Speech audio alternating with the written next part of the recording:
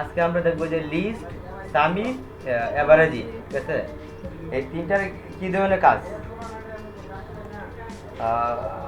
এখানে কাজ সুবিধার্থে, ঠিক আছে? আমি এখানে মনে করো যে এগুলো ফর্ম্যাট তৈরি করে নিচ্ছি আগে থেকে। মনে করো যে হ্যাঁ, এই ফিল্ডে আমি ধরি পিৎজা, ঠিক আছে? সাপোজ পিৎজা, মানে পিৎজা দেখো কয়টা আছে, 1 2 3, ঠিক আছে? পিৎজা কিন্তু 3টা আছে, 4টা মনে হয় পিৎজা 4টা আছে, ঠিক আছে? এই পিৎজা 4টার যোগফল আমি এখানে শুধু একটা ক্লিক করবো, পিৎজা ক্লিক করবো, যোগফল এখানে বের হয়ে আসবে, টোটাল সেলে বের হয়ে আসবে। এই এতগুলো পিৎজার যোগফল এখানে চলে আসছে।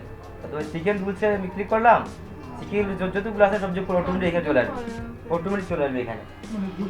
হ্যাঁ, যোগফল অটোমেটিক, মানে একটা আইটেমে ক্লিক করবো, একটা আইটেম যতগুলো আছে প্রত্যেকটা আইটেমের যোগফল এখানে চলে আসবে, এখানে অটোমেটিক। এই জিনিসটা আমরা কীভাবে করবো? তো প্রথমে দেখবো লিস্টটা কীভাবে তৈরি করে। যে এখানে আমি একটা ক্লিক করলাম, লিস্টটা এখানে চলে আসবে, এই লিস্টগুলো এখানে অটোমেটিক চলে আসবে। ক্লিক করলে আমরা যখন ফর্মে আবেদন করি তখন অনেক কিন্তু ক্লিক করে চলে আসে, লেখা লাগে না। তো আমি এগুলা পিৎজা লিখবো না, না লিখে এখানে ক্লিক করো, পিৎজা, চিকেন রোল, যতগুলো আছে আইটেম ক্লিক করলে চলে আসবে। তার মনে করি এখানে আমি এই যে সিলেক্ট করলাম এই বন্ধ, ঠিক আছে?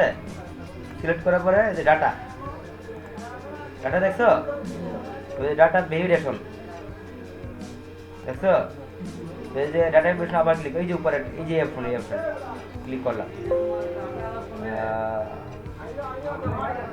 ইয়েস দিই, ইয়েস দেওয়ার পরে এখানে লিস্ট, হ্যাঁ হয়ে গেছে। আমরা এখন সাম ইফের কাজটা দেখি, ঠিক আছে? তো এখানেও আমরা সেম কাজটাই করি। এই যে প্রথমে লিস্টটা নিয়ে আসি, এই ফিল্ডে গিয়ে ফিল্ডে কি লিস্ট কেবে আনবো আমরা, বলো?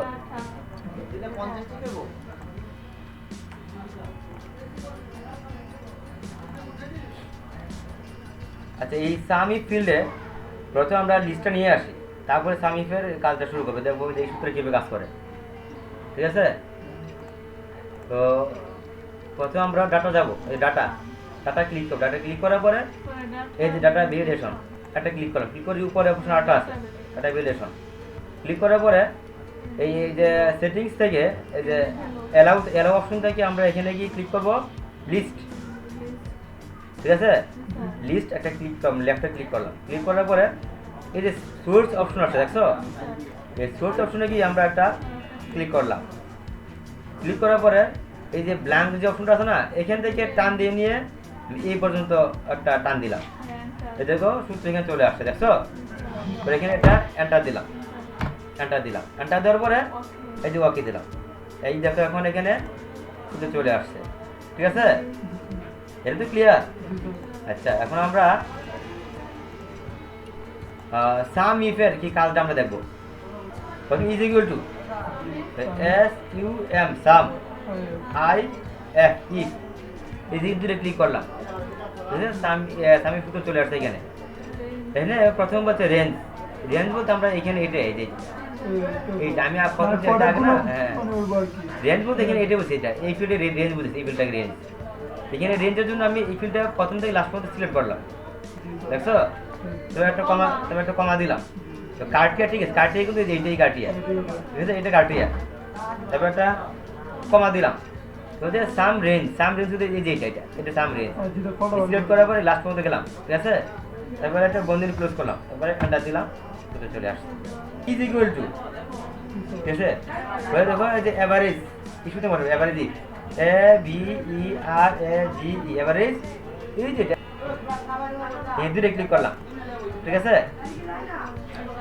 তারপর সেম আগের মতো বলছে রেঞ্জ বলতে কি, রেঞ্জ বলতে যে এইটা, এই যে এইটা, এইটা, তারপর কি কমা,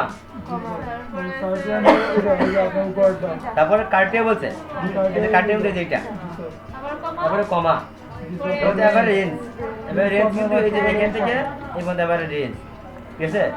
বন্ধনী ক্লোজ করলাম, তারপরে